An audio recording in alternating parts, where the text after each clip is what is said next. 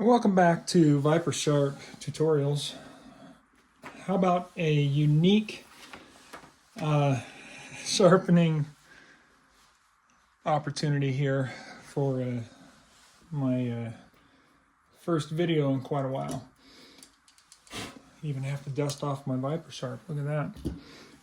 Not that I haven't used it, I've used another one. Anyway, I had a interesting interaction the other day with a gentleman who I was talking to about the ViperSharp, and he asked if I could sharpen his paper cutter. And so we're going to look at that and see if we can sharpen that up. And I don't know what the situation is on this. I don't know how many papers they're trying to cut when they run into a problem. It seems to be cutting fairly nice to me, but in fact, I bumped it earlier. But let's see if we can sharpen it up a bit and make it work even better. The first thing we're going to have to do on this particular situation, being a little different from a traditional knife, is we're going to have to remove that blade. If you're working with something like this, make sure you put that down on a solid surface, get some good pressure on that so you can safely remove the screws. Alright, there we go. So now we can take that blade out.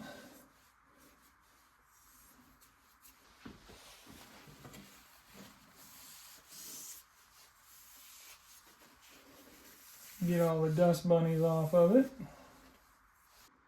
Now see what we're looking at, and I can kind of feel a bit of a burr on this blade, and I'm wondering if that might be what is going on. Because if anything, we want the burr on the other side, and that other side is just smooth as could be. So we'll put that in the ViperSharp and see what we can do. Now the next consideration here with a blade this long is placement of the clamps. And I would say we probably want to do one here, and one here, 3 different clamps. And those need to be spaced just basically exact on the blade. So let's measure those. Let's do, and let's see how long we're dealing with here. This is a 19-inch blade. Blade itself is about 19 inches, which means we do need 3 sections. So if we go to a 7-inch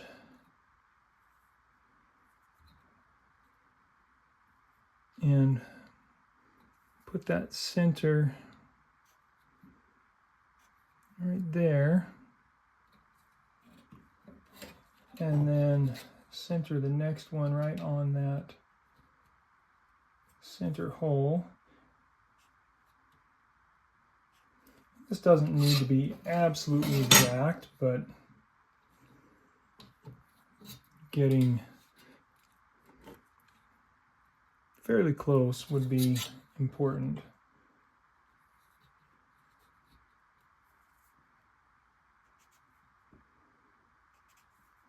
So that we have very similar placement. I put a mark about a 1/2 inch from the spine of the blade for each of those clamps. So they're all going to be holding onto the blade with a similar amount of purchase.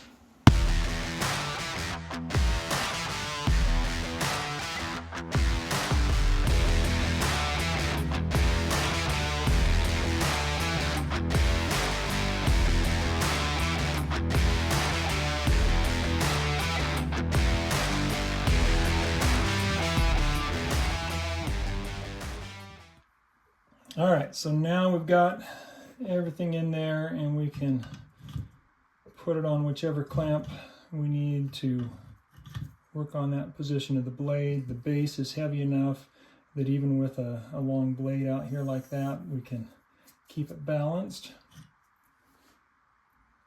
And so we can get to work on it.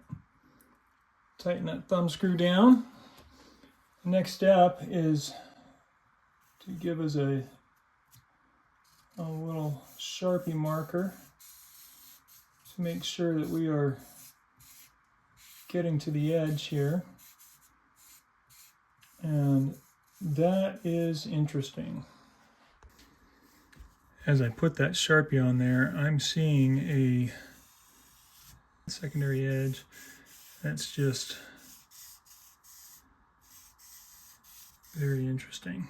So we'll want to make sure that we're going all the way to the edge, so might have to get creative coloring that. But once we start sharpening, you'll see the marker come off and you'll know. My marker might be a little dried out too. So we'll just color the edge as much as we can here.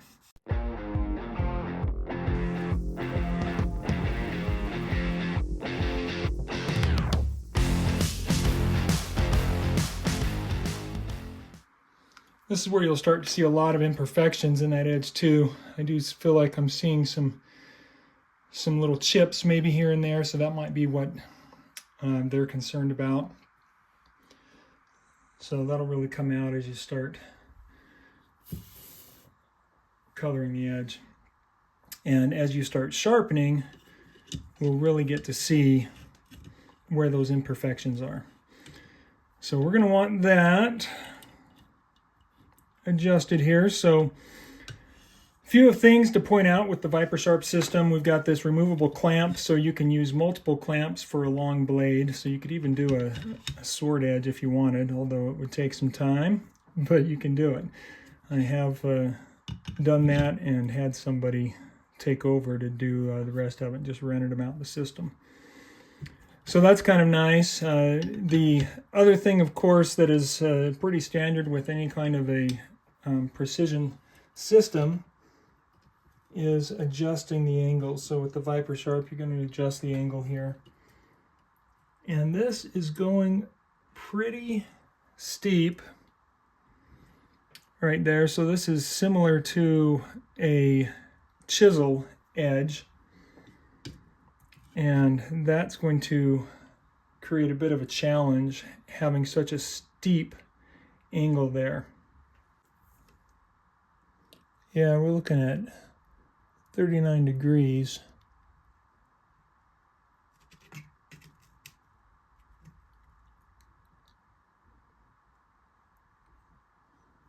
For that angle. That is an extremely steep angle. And the bearing doesn't allow for that. The bearing allows for about 35. So the option at this point is we can reprofile that all the way back to 35 degrees, or I can modify my bearing to allow more movement, which can get tricky. Well, a little modification with the Dremel and I can match the angles, so that's what I'm going to shoot for. 38.16 degrees. These angle finders often come with a magnet in the bottom, and this is a magnetic steel rod that goes about halfway inch into the stone holder, so it makes it convenient for those who want to use an angle finder. I don't usually worry about that. I'm usually just going to match the angle of the knife that I'm sharpening. But it is nice, convenient if you want to use an angle finder. All right, so here we are. First test strokes.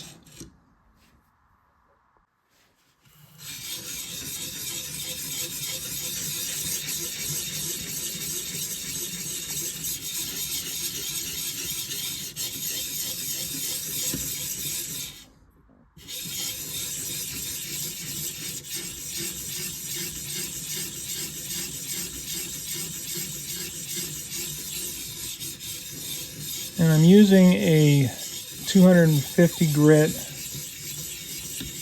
diamond stone here.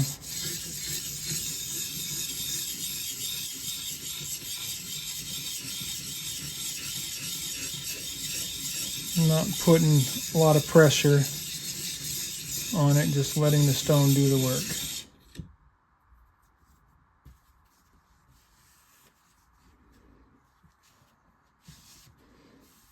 And as we clear that away, it looks like we are going to be reprofiling a little bit, but we are pretty darn close to getting that edge right where it needs to be.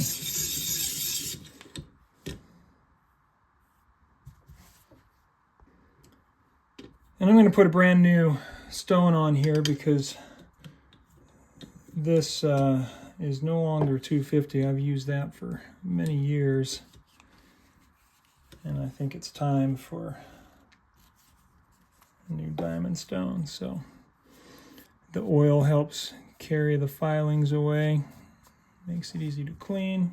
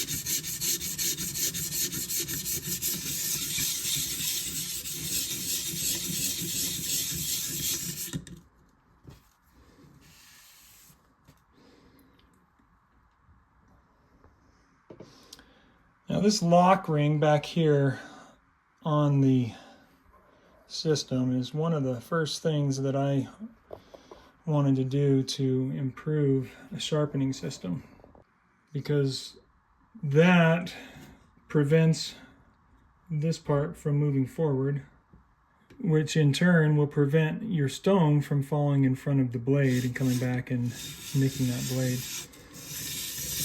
So that was really important to me when I started creating the ViperSharp.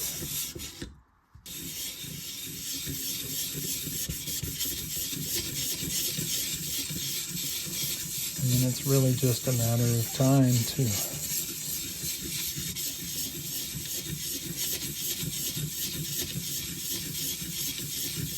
remove enough material to get you a good consistent edge.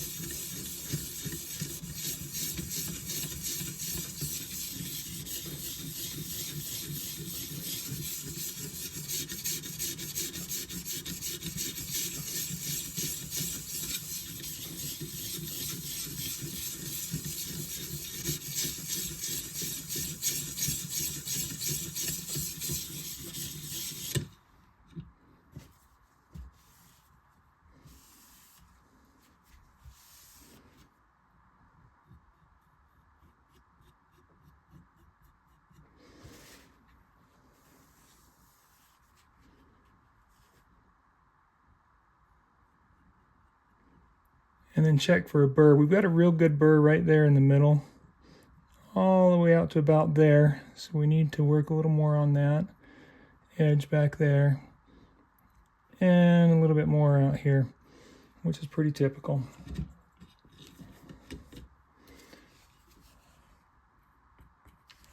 Good idea to clean the stone off.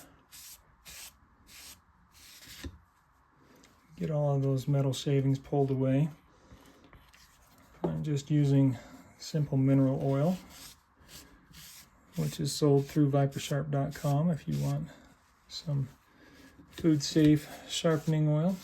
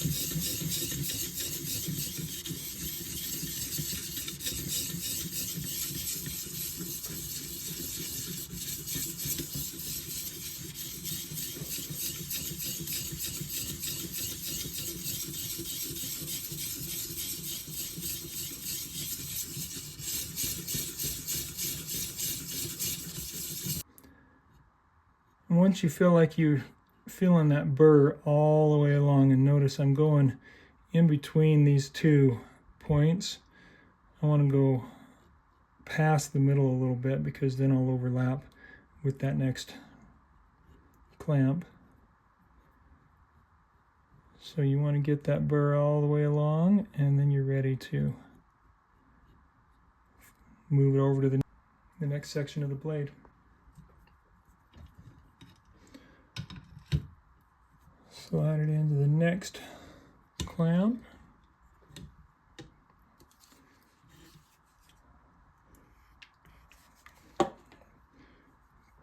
Clean that stone off a bit.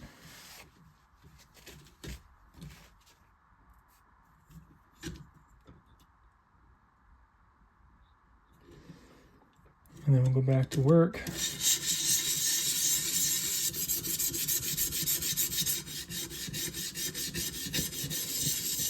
With a long blade like this, you might have to hold one end to kind of keep it steady. The clamp does have rubber pads on it. Again, what we're looking for is to fill that burr.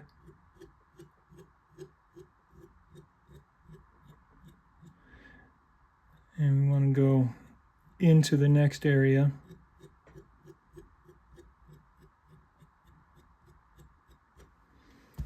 So we're filling it all the way along.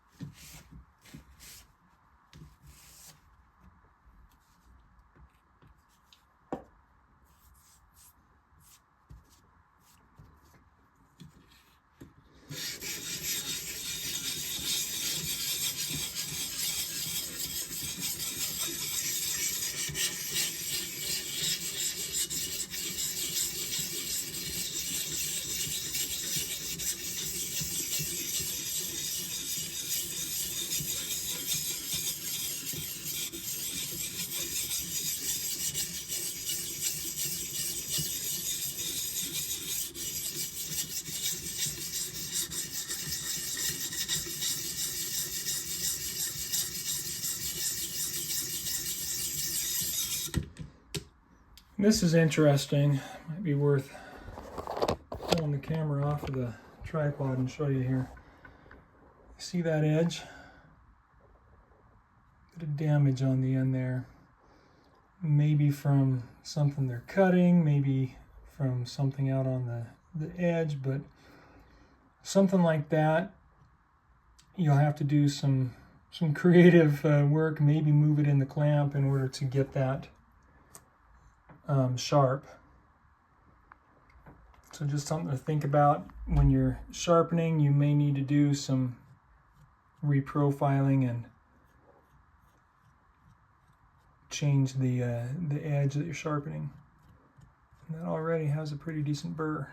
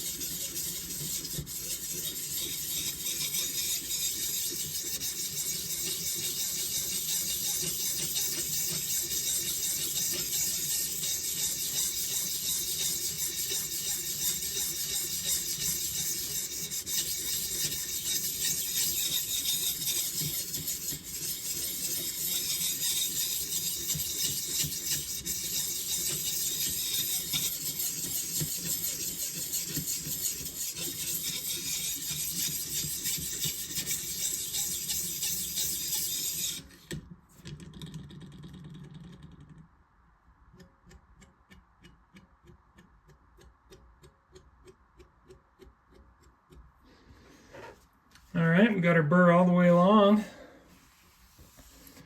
so we know we're sharp. Now we can refine that. Put a 600 on there.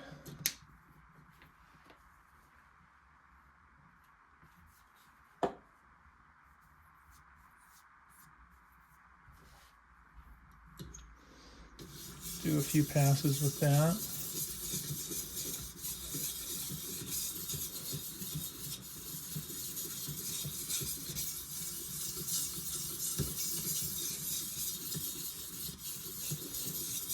And this is quite a bit different from a typical pocket knife or kitchen knife that you might sharpen.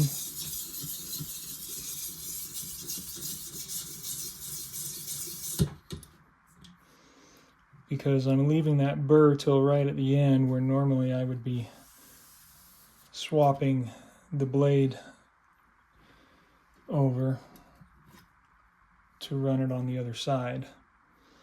But we're going to have to do something a little different, a little creative for this one. So we'll give it some 600 love in the middle.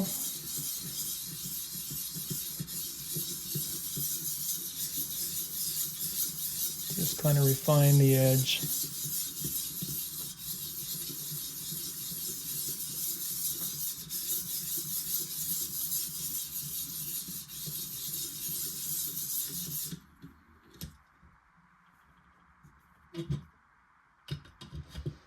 And on the last side.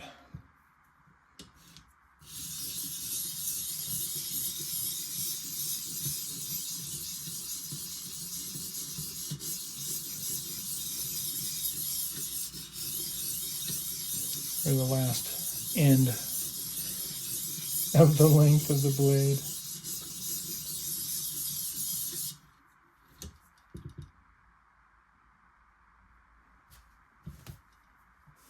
I feel like I'm seeing another bit of an anomaly right here.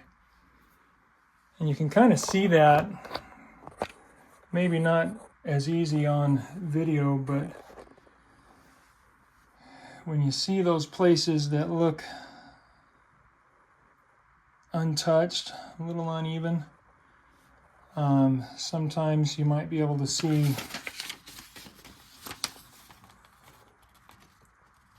where the nicks are in the edge,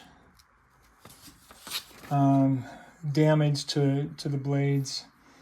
Again, with a typical knife, it's going to be a little easier to clear that off. With a single edge blade like this, things get a little more tricky.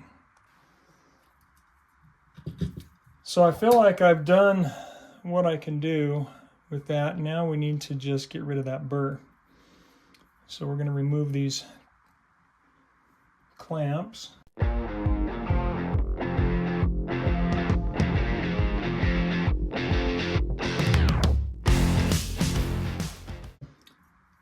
And then this final bit to remove that burr on the back is going to have to be done by hand. So give myself a little room here, and I'm just going to take that stone almost flat and cut my finger. That's sharp. So perhaps one of the most important things I carry in my wallet for just such occasions is the Band-Aid. So I washed it off a bit.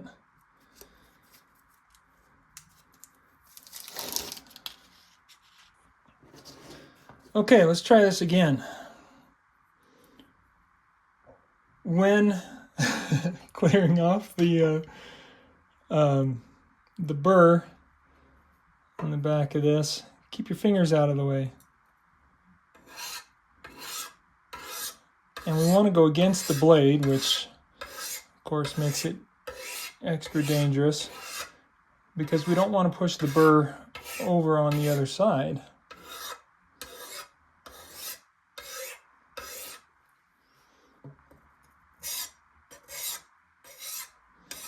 And you'll feel it. You can definitely feel it when it comes away.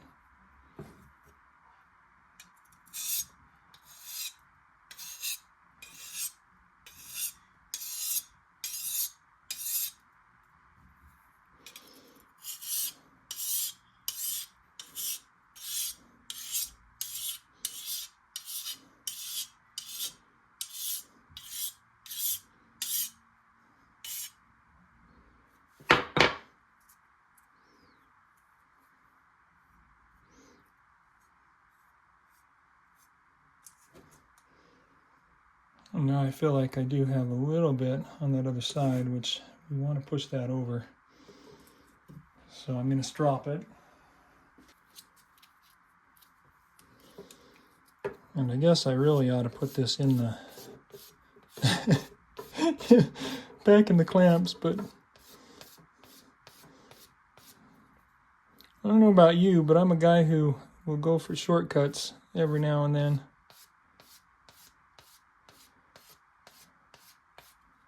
Interesting.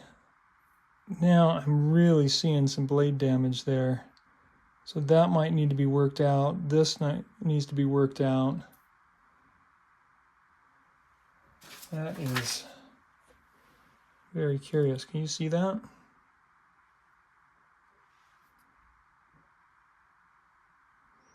I don't know if that shows up. Right there, right here, right here. A little bit right there, right there, right there, right there. Yeah, that is curious.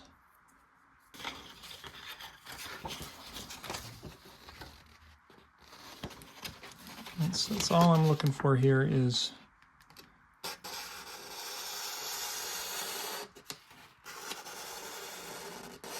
right there.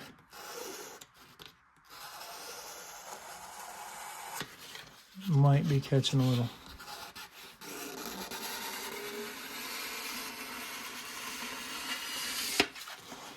But for the most part, I think we're good. All right, so now we'll test it here, put things back together, and of course I'm as scared as can be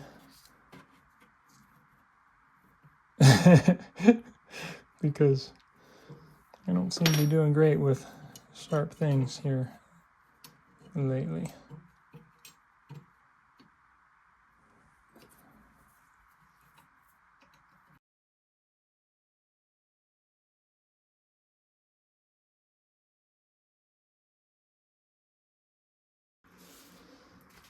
All right, and now test it. That seems to cut pretty clean. That feels good.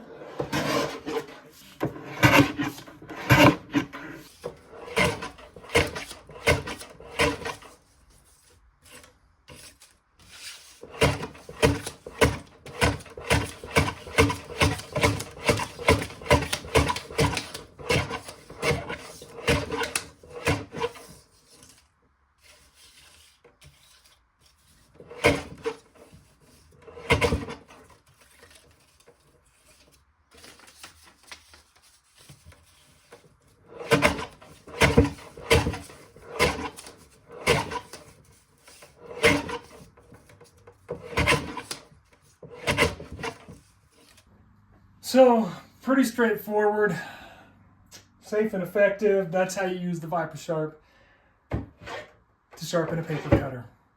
Thanks for watching. Have a great day. Medic!